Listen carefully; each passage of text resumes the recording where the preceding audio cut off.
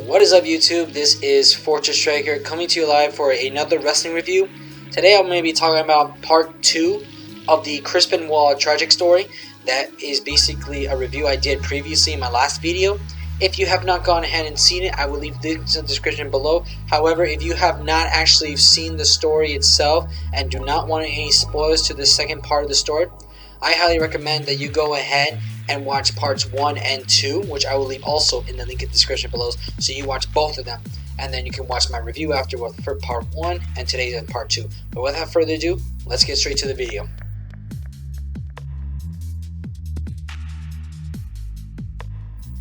So, for those who have seen the video, we have been left off about the story about the beginning and rise of Chris Benoit's story, to meeting his wife, to obviously being with one of the boys and actually giving the chance to become the main guy, the top guy that, as a small guy as he was from the beginning, showed that he had shown with true technical talents that he can actually be the right guy. After the death of Eddie Guerrero, things have been a huge downturn that led to a lot of depression to not only a lot of people, but mainly to Chris Benoit. And all mentally has basically suffocated him, and he's been trying to find a way to get through it, but it just keeps getting worse and worse through the whole system of what's been going on for his life. And then lately, in the last episode, before we left off with how he didn't achieve to come by at the pay-per-view, and sadly enough, it pretty much left a huge downturn to the whole world in wrestling as well as in personality. So here's part 2. Part 2 now talks about what happened that night. As a result, it was explained by many times of the authorities, of those who were around to know what's been going on, through all the autopsies, and as well as the story of basically what really happened. Did Chris Benoit do what he did? After speculations and the results that came out, it's a sad note to say yes. It has been revealed that Chris Benoit has done the unthinkable and has actually murdered his son, his wife, and then committing suicide was his own thing. It was been told that basically that the horrific standards of what led to it was very unforgivable, and I really believe it's just really tragic to know what's been going on. Now, I once asked myself, and I wanted to clarify this, that I want to know, no matter what, because I'm always going to respect the wrestler, but the person Chris Benoit was, would I respect him as a human being for what he did afterwards? It really hurts, but it shows that, unfortunately, I can't respect what he did. It's pretty sad.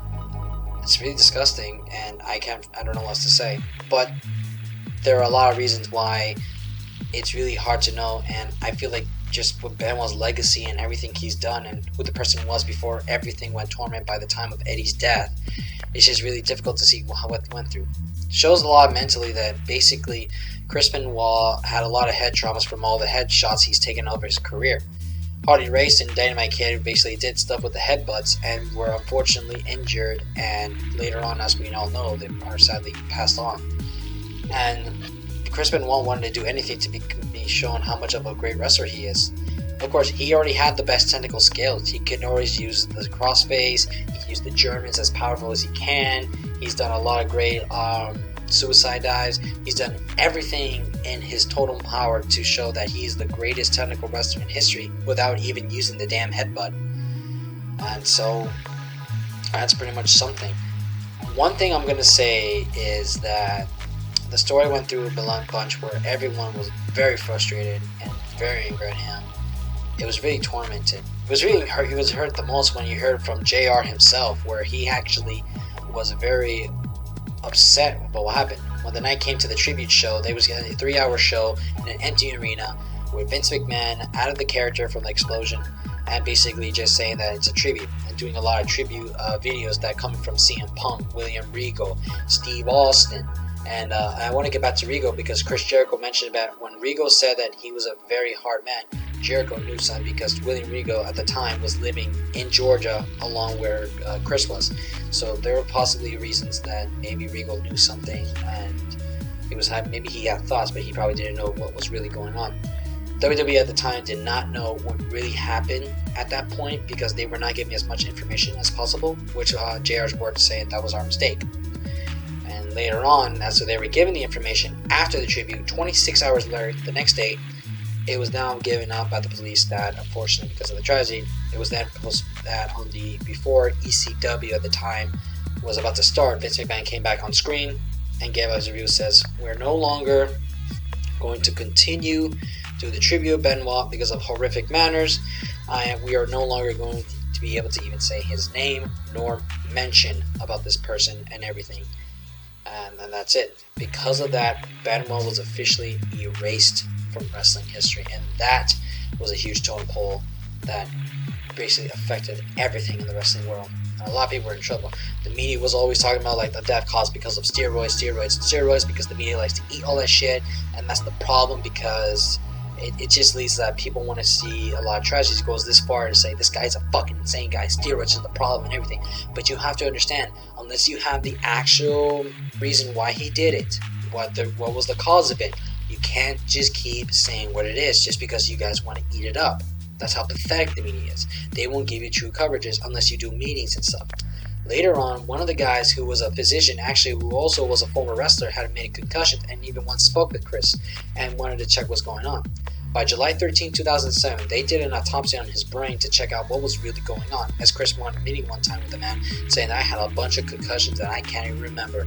And as they found out, apparently it was caused by the concussions that for many years, plus with all the mental and emotional issues he had after the grieving death of Eddie, it caused a lot of turmoil to basically make Benoit not even knowing what's going on, and he couldn't control himself. People always know that Benoit was a great man. It's just a lot of things were struggling. It just felt like, after what happened, it's just the issue with the brain is just, can be very effective. The rumors about him having his roids basically being up or his heart was being 10 times his size would kill them was not explained, so therefore it possibly was not really true, as much as we know the information. But the brain autopsy was actually legit, and it was very effective. They even had a meeting about that in CNN, and everything was just all in turmoil. All I can say right now is it's very tragic and very sad.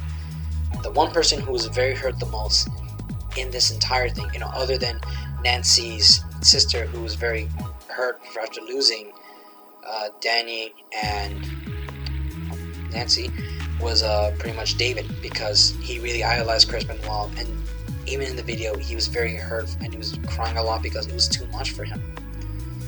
It was a lot and it was very difficult.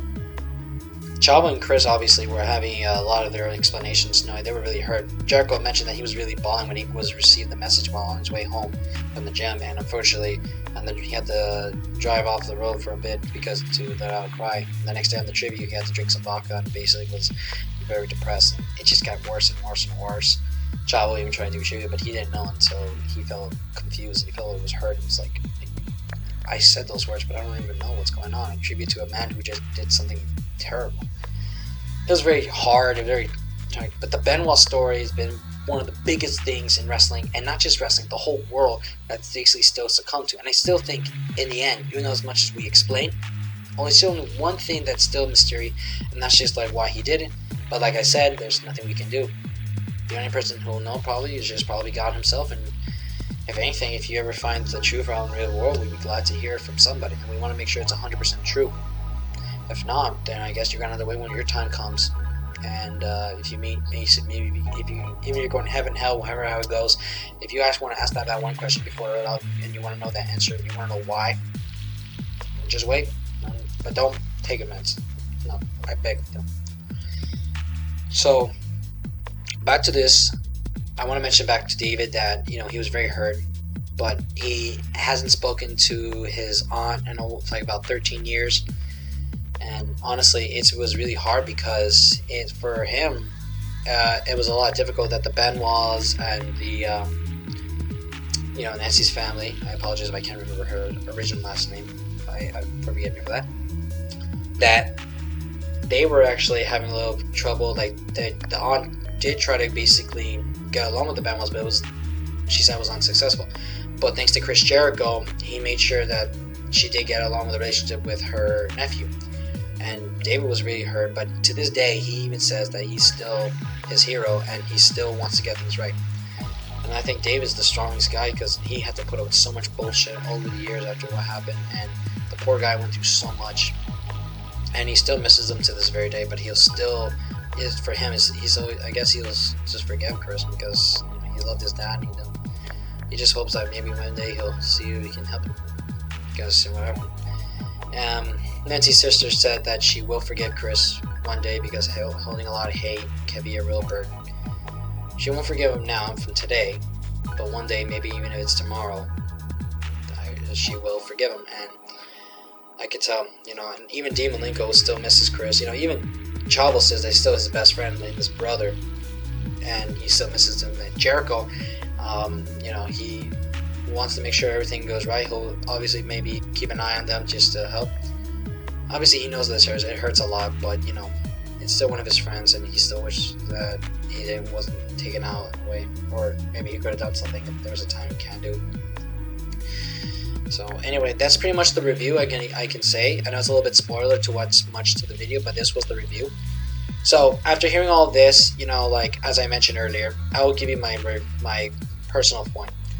I'm always going to respect Chris Benoit as one of the greatest wrestlers in history because he was fantastic.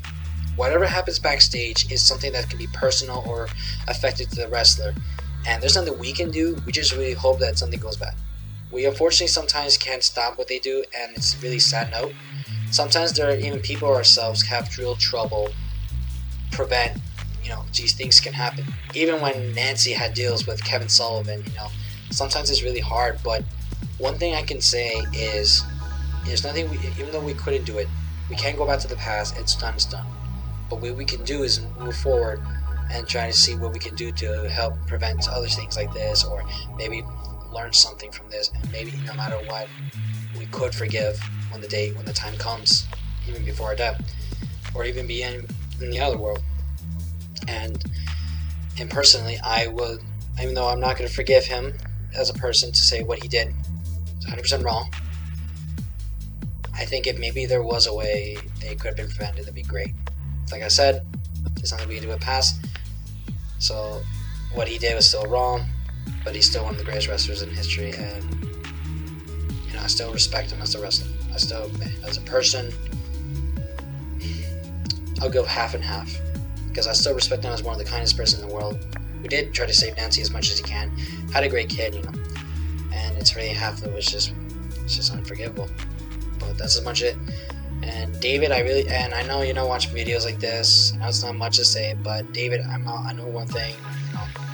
You're a strong kid, and I know you got this. And I hope in the future, man, if I do see you in wrestling, you will know for a fact I'm always going to chant Benoit. Out of respect for you, your father, your mother, who I know is your stepmother, but still, I'm calling her mother because I have respect for that, and your baby brother, aka your tag team partner. Because I know maybe one day you'll be the world champ kid, and I can't wait to see that. If not, well, I hope you have a great career. I wish you the best of luck. So guys, thanks for watching this review of everything, and I hope you guys have a good time. Enjoy your little empty space here in the walls and stuff, and this whole coronavirus shit.